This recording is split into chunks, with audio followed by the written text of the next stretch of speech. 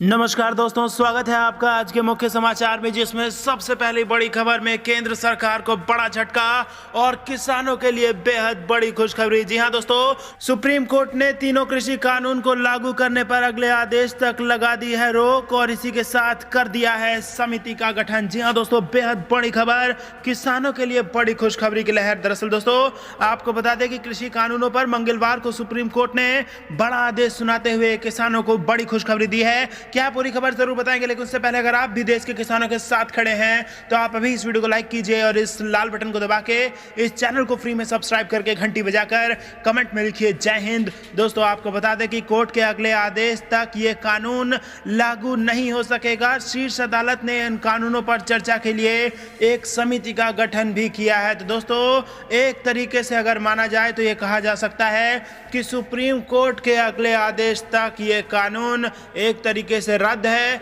इसको लागू नहीं किया जा सकता है। बता दें कि किसान संगठन समिति के विरोध में थे, लेकिन सुनवाई के दौरान कोर्ट ने कहा कि वो इसके लिए अंतरिम आदेश देगा। सुनवाई के दौरान किसानों का पक्ष रख रहे वकील शर्मा ने बताया कि किसान संगठन सुप्रीम कोर्ट की ओर से समिति गठित किए जाने के पक्ष में नहीं है और वो समिति के समक्ष नहीं जाना चाहते हैं। कोर्ट ने कहा कि अगर किसान सरकार के समक्ष जा सकते हैं तो कमेटी के समक्ष क्यों नहीं। अगर वो समस्या का समाधान चाहते हैं तो हम ये नहीं सुनना चाहते कि किसान कमेटी के समक्ष में पेश नहीं होंगे। लेकिन दोस्तों, बहरहाल आपको बता दें कि तीनों कानून पर तत्काल लागू होने से रोक लगा दिया है सुप्रीम कोर्ट ने। और इसी के साथ आपको बता दें कि एमएल शर्मा, जो कि एक वकील थे, उन्होंने कहा कि मैंने किसानों से बात की है, किसान कमेटी के समक्ष में पेश नहीं होंगे। वो कानून को रद्द कराना चाहते हैं। वो कह रहे हैं कि पीएम मामले में बहस के लिए आगे नहीं आए। किसानों का कहना था कि बहस में प्रधानमंत्री मोदी खुद नहीं आते। इस पर सीजेआई बोबड़े ने कहा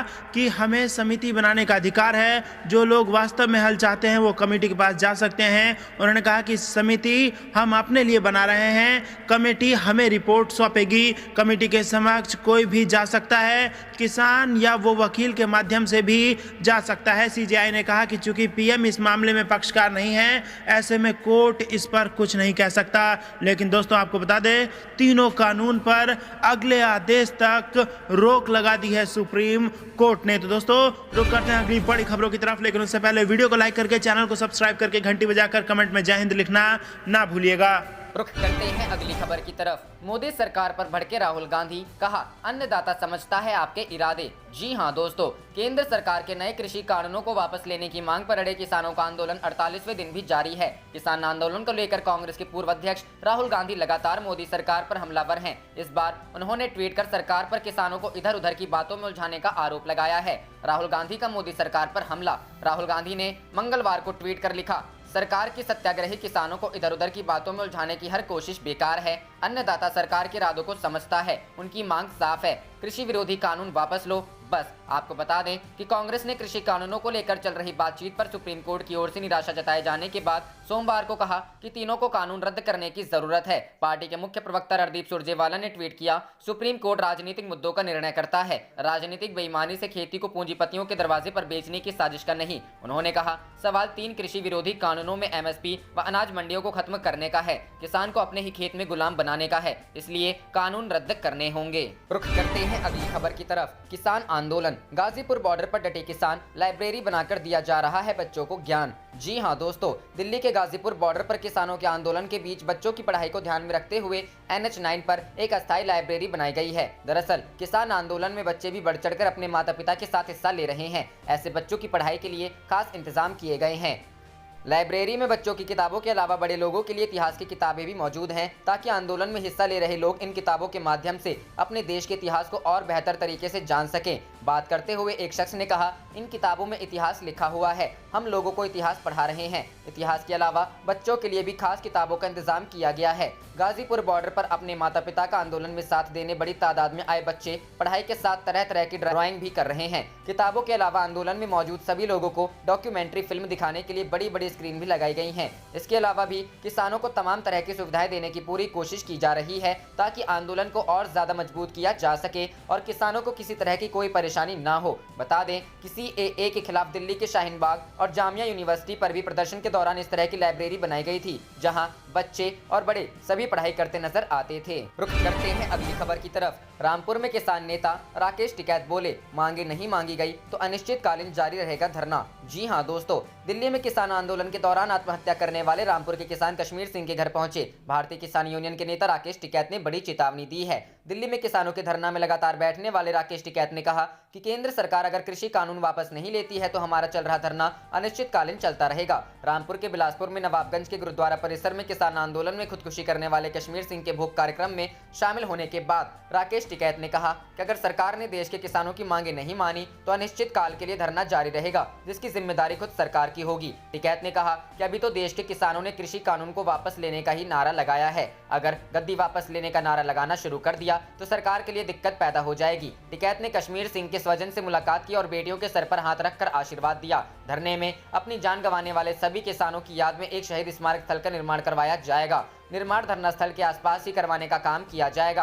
अरदास में किसान नेता बीएम सिंह भी शामिल हुए। उन्होंने कहा 26 जनवरी को किसान देश के जवानों के साथ परेड करेंगे। एक तरफ जवान टैंकों के साथ परेड करेंगे, दूसरी तरफ किसान अपने अपने ट्रैक्टरों के साथ परेड में शामिल होंगे। हमने तो 1 लाख तिरंगे झंडे बनवाने के साथ ही तैयारी शुरू कर दी है। टिकैत ने कहा सरकार की तानाशाही पूरा देश देख रहा है, किसानों की शहादत को भी जाया नहीं जाने दिया जाएगा। सरकार से अब तीनों कृषि कानून वापस कराकर ही घर लौटेंगे। उन्होंने कहा सरकार से बातचीत भी करके देख ली, किसानों को बेवकूफ बनाने के अलावा कुछ नहीं किया जा रहा है। सरकार का बस एक ही उद्देश्य है कि किसानों को वोट बैंक के लिए इस्तेमाल कर सत्ता हासिल करना। जब सरकार खुद जबरदस्ती 3 कानून लेकर आई है तो खुद ही उन्हें वापस भी ले ले। जब तक सरकार एमएसपी पर कानून और तीनों कृषि कानून वापस नहीं ले लेती तब तक वह सरकार को घेर कर रखेंगे।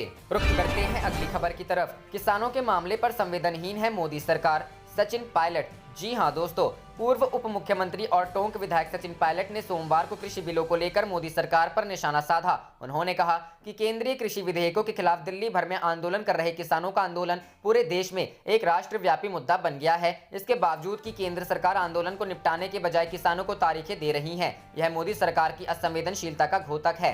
पायलट सोमवार को 2 दिवसीय यात्रा के दूसरे दिन अपने निर्वाचन क्षेत्र टोंक में एक जनसभा को संबोधित कर रहे थे। पायलट ने कहा कि मोदी सरकार द्वारा लाया गया कृषि कानून किसानों के लिए घातक है, इससे छोटे किसानों को नुकसान होगा। यदि समर्थन मूल्य खत्म हो जाता है तो उद्योगपति फसल की कीमत निर्धारित करेंगे। जब सरकार समर्थन मूल्य देना बंद कर देगी तब 2 से 4 उद्योगपति फसल की कीमत तय करेंगे। किसान को उस कीमत पर अपनी फसल बेचने के लिए मजबूर होना पड़ेगा। उन्होंने कहा कि राजस्थान सहित देश भर के किसान लगभग 1.5 महीने से आंदोलन कर रहे हैं। पूरे देश में इसकी चर्चा हो रही है। मुद्दा बहुत स्पष्ट है, सरल है, फिर भी केंद्र सरकार इसका समाधान नहीं निकाल पा रही है। 70 सालों से किसानों को दी जा रही है रियायत को मोदी सरकार ने अब बहुराष्ट्रीय कंपनियों, बड़े उद्योगपतियों को बदल दिया है। इसमें समर्थन मूल्य का कोई उल्लेख नहीं है और देश में मंडी प्रणाली लागू थी। केंद्र सरकार ने इसे समाप्त करने का निर्णय लिया है। पायलट ने कहा कि किसानों के लिए यह पहला मौका है जब 24 अलग अलग विपक्षी दल एकजुट होकर मांग कर रहे हैं कि सरकार को 3 कानूनों को वापस लेना चाहिए, क्योंकि न तो किसी कानून को लागू करने से पहले किसान के साथ चर्चा की गई और न ही किसी राज्य सरकार के साथ चर्चा की गई है। जबरन जल्दबाजी में संसद से उन विधेयकों को पारित किया गया और उन्हें लागू किया। 50 से अधिक किसानों ने आत्महत्या की है, उन्होंने अपनी जान गंवाई है। सर्दी के मौसम में किसान लगातार बैठे रहते हैं। पायलट ने कहा कि अगर कृषि बिल किसानों के हित में था तो उसके सहयोगी एनडीए से अलग क्यों होंगे और उनकी सरकार के मंत्री इस्तीफा क्यों दे रहे हैं। पूरे भारत और दुनिया भर में इसकी आलोचना हो रही है। कांग्रेस पार्टी का अनुरोध सिर्फ इन 3 कानूनों को वापस लेने का है। किसानों के साथ चर्चा करें और 1947 से अब तक के समर्थन मूल्य को लिखित रूप में दें। उन्होंने कहा कि देश के 2/3 लोग कृषि पर निर्भर हैं। इसमें केवल किसान, मजदूर, हम्माल, पहनने वाले, मंडी में काम करने वाले लोग, दुकान में काम करने वाले लोगों का पूरा परिवार ही शामिल नहीं है। हम कहते हैं कि हर 6 से 10 किलोमीटर पर एक मंडी होनी चाहिए ताकि किसान अपना अनाज बेच सके, जबकि उनका तर्क है कि अनाज का उत्पादन करने वाले 4 बोरे 4 बैग के साथ मुंबई जाएंगे, कोलकाता जाएंगे या चंडीगढ़ जाएंगे। अगर खरीदार खरीद का पैसा नहीं देता है तो उसे एसडीएम के पास आना होगा और कलेक्टर के पास जाना होगा। रुख करते हैं अगली खबर की तरफ। कृषि बिलों पर केंद्र को लग सकता है झटका, संवैधानिक वैधता पर सुप्रीम कोर्ट कल सुनाएगा फैसला। जी हां दोस्तों, किसानों के आंदोलन के बीच कृषि कानूनों को लेकर केंद्र सरकार को बड़ा झटका लग सकता है। सुप्रीम कोर्ट कृषि बिलों की संवैधानिक वैधता पर कल यानी मंगलवार को फैसला सुना सकती है। इससे पहले आज शीर्ष अदालत ने इस बात का इशारा किया कि अगर विशेषज्ञों की कमेटी उन्हें कहेगी तो वो कृषि कानूनों पर फिलहाल रोक लगा सकती है। कानूनों की वैधता पर आज हुई सुनवाई पर कृषि मंत्री नरेंद्र सिंह तोमर ने कहा कि कृषि सुधार बिलों से संबंधित विषय सुप्रीम कोर्ट के समक्ष विचाराधीन है, इसलिए इस समय इस पर कोई टिप्पणी करने की कोई आवश्यकता मुझे प्रतीत नहीं होती। उच्चतम न्यायालय ने सोमवार को 3 कृषि कानूनों को लेकर किसानों के विरोध प्रदर्शन से निपटने के तरीके पर केंद्र को आड़े हाथ लिया और कहा कि किसानों के साथ उसकी बातचीत के तरीके से वह बहुत निराश है। न्यायालय ने कहा कि इस विवाद का समाधान खोजने के लिए वह अब एक समिति गठित करेगा, जो कि दोनों पक्षों से बातचीत कर कोई बीच का रास्ता निकालेगी। शीर्ष अदालत ने कहा कि बातचीत सकारात्मक हो, इसके लिए जरूरी है कि फिलहाल तीनों कृषि कानून लागू ना हो। इससे किसान संगठन बेहतर तरीके से बात कर पाएंगे और जब तक कोई समाधान नहीं निकलता तब तक आंदोलन को कहीं और शिफ्ट किया जा सकेगा। किसानों के प्रदर्शन में किसी भी तरह की हिंसा होती है तो इसके लिए सभी जवाबदेह होंगे। हालांकि केंद्र सरकार कानून पर रोक लगाए जाने के हक में नहीं है। रुख करते हैं अगली खबर की तरफ। सुप्रीम कोर्ट की टिप्पणी के बाद कांग्रेस मोदी सरकार पर हमलावर। जी हां दोस्तों, कांग्रेस ने कृषि कानूनों को लेकर चल रही बातचीत पर उच्चतम न्यायालय की ओर से निराशा जताए जाने के बाद सोमवार को कहा कि तीनों को कानून रद्द करने की जरूरत है। पार्टी के मुख्य प्रवक्ता रणदीप सुरजेवाला ने ट्वीट किया, उच्चतम न्यायालय राजनीतिक मुद्दों का निर्णय करता है, राजनीतिक बेईमानी से खेती को पूंजीपतियों के दरवाजे पर बेचने की साजिश का नहीं। उन्होंने कहा, सवाल 3 कृषि विरोधी कानूनों में एमएसपी व अनाज मंडियों को खत्म करने का है, किसान को अपने ही खेत में गुलाम बनाने का है, इसलिए कानून रद्द करने होंगे। उच्चतम न्यायालय ने सोमवार को कहा कि नए कृषि कानूनों को लेकर जिस तरह से केंद्र और किसानों के बीच बातचीत चल रही है उससे वह बेहद निराश है। प्रधान न्यायाधीश एस.ए. बोबडे की अध्यक्षता वाली एक पीठ ने कहा, क्या चल रहा है? राज्य आपके कानूनों के खिलाफ बगावत कर रहे हैं। उसने कहा, हम बातचीत की प्रक्रिया से बेहद निराश हैं। पीठ ने कहा, हम आपकी बातचीत को भटकाने वाली कोई टिप्पणी नहीं करना चाहते, लेकिन हम इसकी प्रक्रिया से बेहद निराश हैं। पीठ में एस.एस. बोपन्ना और जस्टिस वी. राम सुब्रमण्यम भी शामिल थे। रुख करते हैं अगली खबर की तरफ। कृषि कानून, एकजुट होकर मोदी सरकार को घेरेगा विपक्ष। सोनिया गांधी ने कई नेताओं से की बात। जी हां दोस्तों, मोदी सरकार के नए कृषि कानूनों के खिलाफ किसानों का प्रदर्शन जारी है। किसान पिछले 1.5 महीने से नए कानूनों को वापस लेने की मांग पर अड़े हैं। इस बीच सोमवार को सुप्रीम कोर्ट में भी नए कृषि कानून की संवैधानिक वैधता को लेकर दायर याचिका पर सुनवाई हुई, जिसमें कई मसलों पर सर्वोच्च अदालत ने केंद्र सरकार को फटकार लगाई। इसके बाद कांग्रेस की अंतरिम अध्यक्ष सोनिया गांधी ने भी विपक्षी नेताओं से बात की है। सूत्रों के मुताबिक कांग्रेस नए कृषि कानून के मुद्दे पर मोदी सरकार को अच्छे से घेरना चाहती है, जिस वजह से सोमवार को कांग्रेस अध्यक्ष सोनिया गांधी ने विपक्षी नेताओं से नए कृषि कानून और किसान आंदोलन को लेकर बात की, साथ ही संयुक्त रणनीति बनाने की बात कही। सूत्रों ने बताया कि संसद के बजट सत्र से पहले विपक्षी दल इस मुद्दे को लेकर एक अहम बैठक करेंगे, ताकि सरकार पर कानून को वापस लेने का दबाव डाला जा सके। हंगामेदार रहेगा बजट सत्र। संसदीय मामलों की मंत्रिमंडलीय समिति ने संसद का बजट सत्र 2 हिस्सों में बुलाने की सिफारिश की है, जिसमें पहला सेशन 29 जनवरी से शुरू होकर 15 फरवरी तक चलेगा। इसमें 1 फरवरी को वित्त मंत्री निर्मला सीतारमण बजट पेश करेंगी। इसके बाद दूसरा सेशन 8 मार्च से शुरू होकर 8 अप्रैल तक चलेगा। वहीं 29 जनवरी को राष्ट्रपति रामनाथ कोविंद संसद के दोनों सदनों को संबोधित करेंगे। किसान आंदोलन के चलते इस बार का बजट सत्र हंगामेदार रहने के आसार हैं। रुख करते हैं अगली खबर की तरफ। हरियाणा के एमएलए की चुनौती, काले कृषि कानून को 26 जनवरी तक वापस ले केंद्र, अन्यथा दूंगा इस्तीफा। जी हां दोस्तों, हरियाणा विधानसभा में इंडियन नेशनल लोकदल से इकलौते विधायक अभय सिंह चौटाला ने केंद्र सरकार से कृषि कानूनों को वापस लेने की मांग की है। उन्होंने सोमवार को कहा कि केंद्र सरकार ने यदि 26 जनवरी तक विवादित कृषि कानूनों को वापस नहीं लिया तो वे विधायक पद से इस्तीफा दे देंगे। हरियाणा के ऐलनाबाद से विधायक चौटाला ने विधानसभा अध्यक्ष ज्ञान चंद गुप्ता को लिखे पत्र में आरोप लगाया कि किसानों पर काले कानून अलोकतांत्रिक तरीके से थोपे गए हैं। उन्होंने पत्र में लिखा कि अगर केंद्र सरकार तीनों नए कृषि कानूनों को 26 जनवरी तक वापस नहीं लेती तो उनके पत्र को सदन से विधायक के रूप में उनका इस्तीफा समझा जाए। अभय सिंह चौटाला ने कहा कि पूरे देश के किसान इन कानूनों का विरोध कर रहे हैं। चौटाला ने खत में लिखा कि कड़ाके की सर्दी की वजह से 60 से अधिक किसानों ने शहादत दे दी है, लेकिन केंद्र ने उनकी मांगों पर कोई ध्यान नहीं दिया है।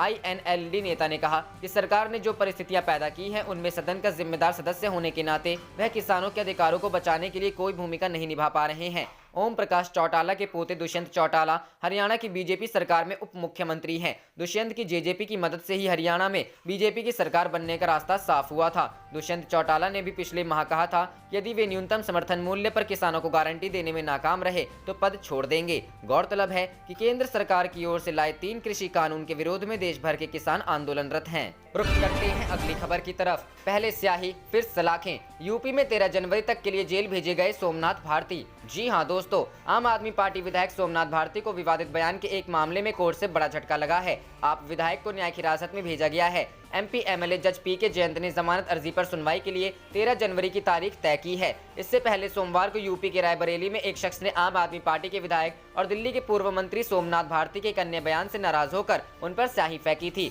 हालांकि बाद में पुलिस ने आरोपी को हिरासत में ले लिया। दरअसल केजरीवाल सरकार में कानून मंत्री रहे सोमनाथ भारती ने उत्तर प्रदेश के अस्पतालों में पैदा हो रहे बच्चों को लेकर कुछ ऐसा कहा था, जिसको लेकर मामला बढ़ गया। इस बयान के बाद सोमनाथ भारती पर जगदीशपुर थाने में केस दर्ज किया गया। क्या है मामला? सोमनाथ भारती ने सुल्तानपुर में जो बयान दिया था उसको लेकर बीजेपी कार्यकर्ताओं में असंतोष था। आज जब रायबरेली में सुबह गेस्ट हाउस में पुलिस ने उन्हें बाहर जाने से रोका और हंगामे की स्थिति हो गई, नारेबाजी होने लगी, तभी किसी ने स्याही सोमनाथ भारती पर फेंक दी। बाद में पता चला वह हिंदू युवा वाहिनी के कार्यकर्ता हैं और योगी आदित्यनाथ पर की गई किसी टिप्पणी से नाराज था। फिलहाल सोमनाथ भारती को 14 दिन की न्यायिक हिरासत में सुल्तानपुर जेल भेजा गया है। अब 13 तारीख को उनकी जमानत अर्जी पर सुनवाई होगी। रुख करते हैं अगली खबर की तरफ। कृषि कानून, सुप्रीम कोर्ट ने कहा हम अमल पर रोक लगाने जा रहे हैं, क्या किसान रास्ते से हटेंगे? जी हां दोस्तों, किसान आंदोलन से जुड़ी सभी याचिकाओं पर सुप्रीम कोर्ट में सुनवाई शुरू हो चुकी है। सुप्रीम कोर्ट ने कहा कि हमें पता नहीं कि सरकार इन कानूनों को लेकर कैसे डील कर रही है। सुप्रीम कोर्ट ने केंद्र सरकार को फटकार लगाई है। मुख्य न्यायाधीश ने सरकार से कहा कि अगर आप में समझ है तो इन कानूनों पर अमल ना करें। सुप्रीम कोर्ट ने केंद्र सरकार से कहा कि या तो आप इन कानूनों पर रोक लगाइए या फिर हम लगा देंगे। याचिकाकर्ता के वकील ने कहा कि सिर्फ विवादित मुद्दों पर ही रोक लगाई जाए, लेकिन कोर्ट का कहना है कि नहीं, हम पूरे कानून पर रोक लगाएंगे। सुप्रीम कोर्ट ने आगे कहा कि लोग मर रहे हैं और हम कानूनों पर रोक नहीं लगा रहे हैं। उच्चतम न्यायालय ने कहा कि नए कृषि कानूनों को लेकर जिस तरह से सरकार और किसानों के बीच बातचीत चल रही है उससे हम बेहद निराश हैं। कोर्ट ने आगे कहा कि आपके राज्य कानूनों के खिलाफ विद्रोह कर रहे हैं। हम फिलहाल इन कानूनों को निरस्त करने की बात नहीं कर रहे हैं, यह काफी नाजुक स्थिति है। इसके आगे सुप्रीम कोर्ट ने केंद्र सरकार से कहा कि हम नहीं जानते कि आप समाधान का हिस्सा हैं या समस्या का हिस्सा हैं। इसके अलावा कोर्ट ने कहा कि हम कमेटी बनाने जा रहे हैं, अगर किसी को दिक्कत है तो वो बोल सकता है। सभी आदेश एक ही सुनवाई के दौरान नहीं दी जा सकती है। कोर्ट ने केंद्र सरकार को फटकार लगाते हुए कहा कि आपने इसे उचित ढंग से नहीं संभाला है, हमें इस पर एक्शन लेना ही होगा। कोर्ट ने आगे कहा कि हमारे सामने एक भी ऐसी याचिका नहीं है जो यह बताए कि ये कानून किसानों के हित में है। इसके अलावा कोर्ट ने आगे कहा कि ऐसी आशंका है कि ऐन दिन आंदोलन में हिंसा हो सकती है। कोर्ट ने टिप्पणी करते हुए कहा कि क्या किसान नागरिकों के लिए रास्ता छोड़ेंगे? कोर्ट ने कहा कि हम बीच का रास्ता निकालना चाहते हैं। सुप्रीम कोर्ट ने सुनवाई करते हुए कहा कि केंद्र सरकार को इस सब की जिम्मेदारी लेनी चाहिए। केंद्र सरकार कानून ला रही है और इसे बेहतर तरीके से कर सकती थी। कोर्ट ने आगे कहा कि अगर कुछ गलत हो गया तो इसके जिम्मेदार हम सब होंगे। हम नहीं चाहते कि हमारे हाथ किसी के खून से रंगे हो। कोर्ट ने किसानों से कहा कि हम कानूनों पर रोक लगा सकते हैं और आप अपना आंदोलन जारी कर सकते हैं। सुप्रीम कोर्ट ने किसान संगठनों से कहा कि चाहे आप विश्वास करें या ना करें, लेकिन हम देश का सुप्रीम कोर्ट हैं और हम अपना काम करेंगे। कोर्ट ने आगे कहा कि हमें नहीं पता कि लोग सामाजिक दूरी के नियम का पालन कर रहे हैं कि नहीं, लेकिन हमें उनके भोजन पानी की चिंता है। रुख करते हैं अगली खबर की तरफ। किसान आंदोलन, राकेश टिकैत की चेतावनी। 26 जनवरी को परेड में एक तरफ चलेंगे टैंक, दूसरी तरफ ट्रैक्टर।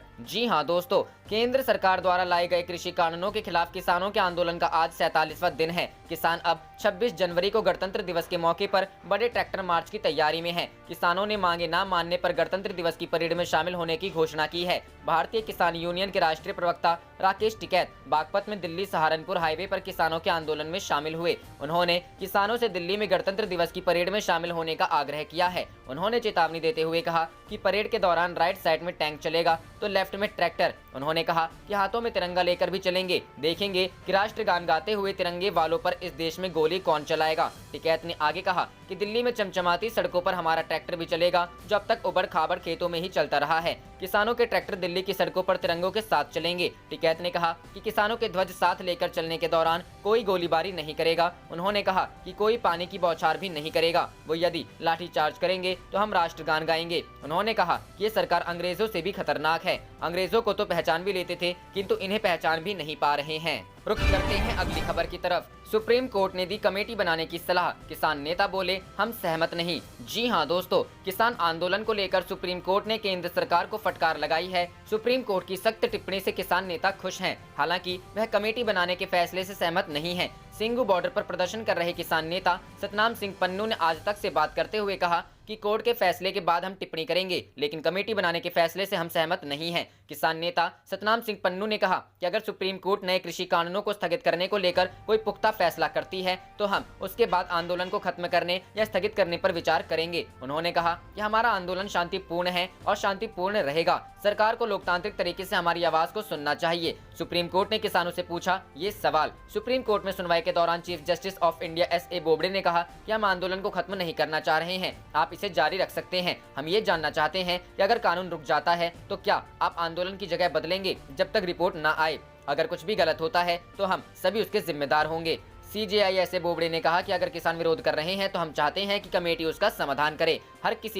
हम किसी का खून अपने हाथ पर नहीं लेना चाहते हैं, लेकिन हम किसी को भी प्रदर्शन करने से मना नहीं कर सकते हैं। हम ये आलोचना अपने सिर नहीं ले सकते हैं कि हम किसी के पक्ष में हैं और दूसरे के विरोध में। CJI S.A. बोबडे ने कहा कि हमारे पास ऐसी एक भी दलील नहीं आई जिसमें इस कानून की तारीफ हुई हो। अदालत ने कहा कि हम किसान मामले के एक्सपर्ट नहीं हैं। आप देख रहे थे आपका अपना चैनल जय हिंद जय भारत।